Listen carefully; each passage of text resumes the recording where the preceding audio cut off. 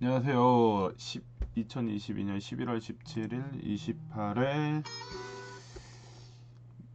데일리 모멘토 부동산 라이브를 시작하겠습니다. 오늘은 길게는 아니고 짧게 빠르게 진행을 해보겠습니다. 오늘 데일리 모멘토에서 나왔던 퀴즈 내용은 박수님이 내주신 퀴즈 내용인데 보험에 관한 퀴즈였습니다. 보험. 그래서 이제 보험 어떻게 생각하고 있는가에 대한 퀴즈였는데, 다들 보험 이렇게 들으신 분들 많죠. 근데 이제 보험을 들면은 계속 고민이 되는 것들이 생깁니다. 그리고 이제 투자까지 하게 되면은 보험이 이게 맞는 것인가, 아니면은 최소한의 보험을 들어야 되는 것인가 말아야 될 것인가에 대한 고민을 많이들 할 수 있는데요.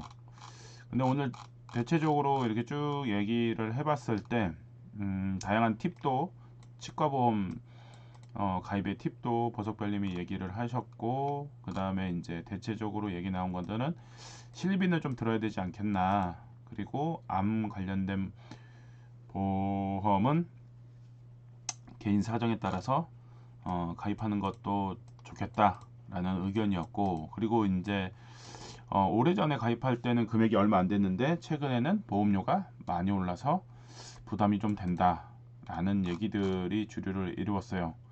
그러니까 보험의 성격을 잘 좀 생각을 해보면 좋을 것 같은데, 보험이라는 게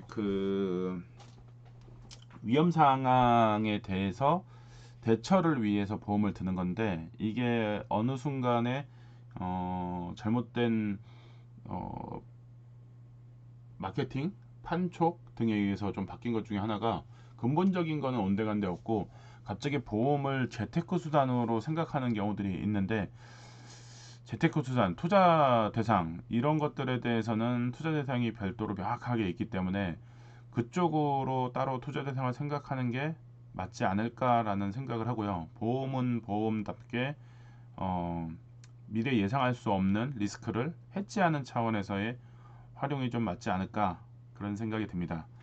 보험을 가지고 투자 대상으로 삼는다. 어, 만능이죠, 만능.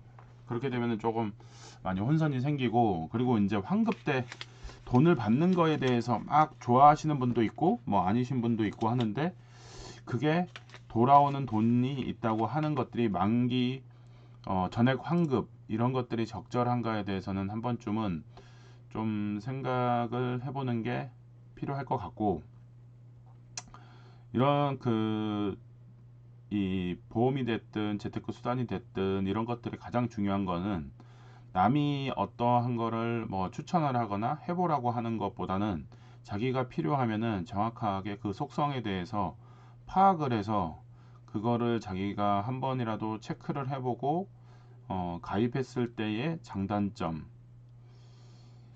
대해서도 파악을 하고 가입을 하는 게 맞지 않을까. 그냥 남의 권유에 의해서 하는 것보다는, 그런 생각이 좀 들기는 합니다. 그래서 이제 그런 것들을 한번 고민을 해보면 좋지 않을까 생각이 듭니다. 그리고 이제 오늘 임장 지역은 송정입니다. 송정. 송정에 대해서 이따가 이제 본격적으로 얘기를 해보긴 할 건데, 지금 요즘에 부동산 시장 자체가 변동성이 많이 있습니다. 그러다 보니까는 다양한 변수에 대해서 대응을 못하거나 힘들거나 음, 하는 경우들이 이제 많이 발생을 하고 있는데요. 그래서 이제 그런 것들에 대해서 좀 준비를 좀 잘해서 의연하게 대처를 할 수가 있으면 좋은데, 그게 아닌 경우들이 상당히 많다 보니까는 지금 혼돈이 많이 쓰고 있어요. 그 대표적인 게 뭐냐면, 하락장만 와봐라 라고 하면은 내가 다 뭐 줍줍 하겠다라고 했던 부류들은 온데간데 없어졌어요. 다 싹쓸이를 하겠다라고 하락장만 오면. 근데 이제 하락이 됐는데도 불구하고 그런 게 아니라 오히려 거꾸로 지금 엑시트 못한 거에 대한 걱정, 그리고 보유세에 대한 걱정, 이런 것들로 상황이 급변하고 있는 상황입니다.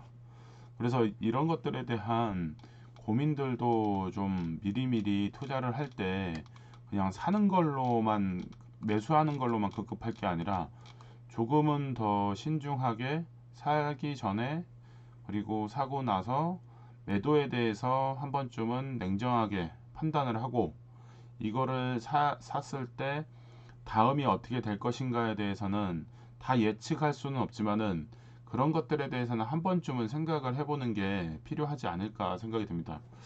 그런 것들을 생각하지 않고 이번 상승장에 한쪽 얘기만 듣고 무조건 오른다, 계속 오를 거다, 사야 된다, 지금 안 사면 안 된다, 하나 살 때 두 개 사야 된다, 두 개 살 때 네 개 사야 된다, 이런 생각으로 접근을 했다가 지금 이제 많이 흔들리시는 분들이 좀 많이 있는 것 같아요. 그래서 이제 그런 것들을 봤었을 때는 좀 신중함이 좀 필요한데, 요런 시기에 다시 한번 다잡고, 그리고 여태까지는 누가 알려주거나 찝어주거나 했던 데를 투자를 했다면 이제는 내가 알고 파악하고 익숙하고, 그리고 거기 관련된 지역에 대한 이해도를 높이면서 준비를 해서 적절한 타이밍에 들어갈 수 있는 그 흐름을 잡는 공부를 하는 시기로서 적합한 때가 아닌가 생각이 또 들기도 합니다. 근데 뭐 여전히 뭐 지금도 뭐 큰 차이가 없어요. 여전히 뭐 지금도 뭐 계속 그 말도 안 되는 상황들, 그런 상황들이 이제 펼쳐지는 것도 있기도 있고, 거기에 혹해서 움직이는 사람들, 그리고 아직도 희망회로 돌리시는 분들이 많은 것 같아요. 내가 산 거 오르지 않을까요? 언젠가 오르겠죠. 5년 10년 들고 있으면. 근데 오르지 않을까요의 질문에 그 얘기는 근시할 내에 오르지 않을까요라는, 이게 답변이 분명히 들어 있어요. 뭐 5년 뒤에는 오를까요? 이렇게 질문하지 않잖아요. 그러면 바로 곧 있으면 반등하지 않을까요? 그거를 반등할 거라고 대답해 주는 사람은 정말 못된 사람입니다. 못된 사람.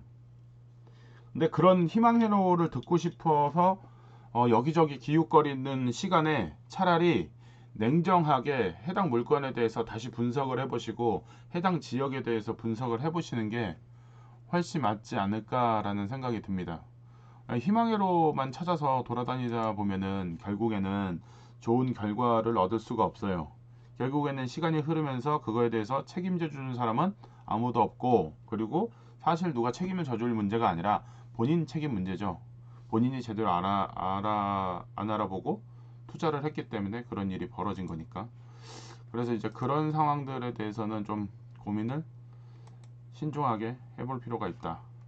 그래서 그런 것들에 대해서는 좀 지금쯤 한번 되짚어 보면서 생각을 해보는 게 필요할 시기가 된 것 같아요. 요 근래 이제 기사들 나오는 거 잠깐 한번 좀 봐볼게요. 기사들 봐보면 지금 무서운 기사들이 좀 많이 나오고 있죠. 계속 뭐 하락한다는 얘기들이 이제 많이 또 깔려 있고, 부동산 문제가 이제 심각하다 보니까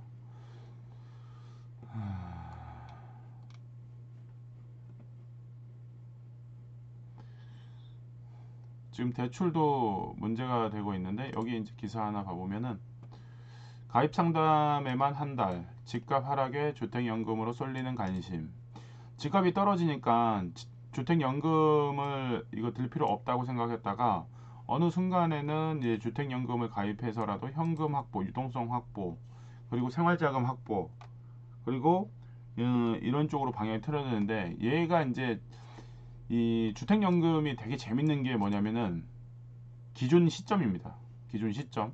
여기 보시는 것처럼 부동산 침체가 시작되면서 주택연금 가입 수요가 증가하고 있다. 주택연금은 만 55세 이상 주택 소유자가 소유주택을 담보로 맡기고 계속 거주하면서 평생 또는 일정 기간 동안 매월 동안 금액을 지급받는 제도. 가입 시점을 기준으로 가입자의 연령과 주택 가격, 공시가격, 시가 표준액, 시세 등에 따라 월 지급액을 달라진다. 가입 시점을 기준으로. 가입 시점을 기준으로 가격, 공시가격, 시가표준액, 시세 등에 따라서 월 지급이 달라진다. 이러다 보니까는 금액이 떨어지기 전에 월 받을 수 있는 금액에 대해서 높게 좀 받으려고 하다 보니까는 요런 하락점에서는 가입을 하려고 하는 거죠. 연금 가입자가 증가하는 가장 큰 이유는 집값이 고점을 찍고 하락세로 접어든 것이다. 주택금융위원회를 통해 매년 집값 상승률과 금리 추이, 기대 수명 등을 변수를 재정산해 월 지급을 산정한다. 집값이 비쌀 때 가입해야 연금액이 커진다. 이게 포인트예요. 이게 포인트. 제가 좀 전에 얘기했던.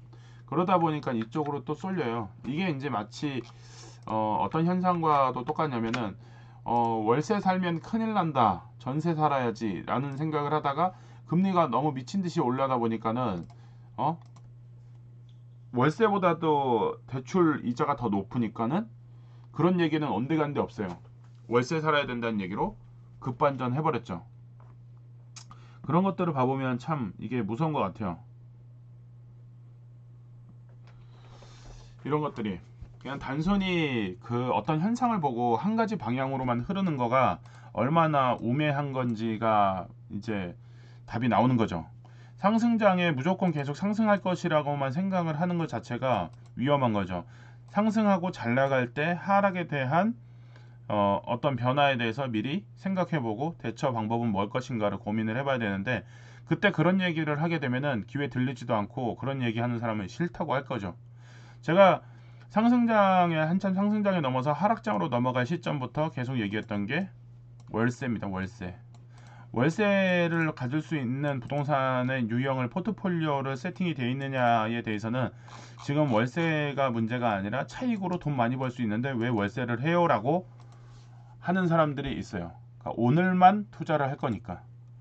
오늘 하루만 투자를 할 거니까 그런 소리가 나오는 겁니다. 근데 부동산은 주기가 10년이고 20년, 30년씩 부동산 투자를 해야 되는 상황에서는 단순하게 한쪽 방향만 선택해서 될 일은 아닙니다. 포트폴리오를 시간이 흐르면서 다양한 방식으로 좀 더 효율적이고 합리적으로 바꿀 필요가 있는데 그럴 생각들을 하질 않아요.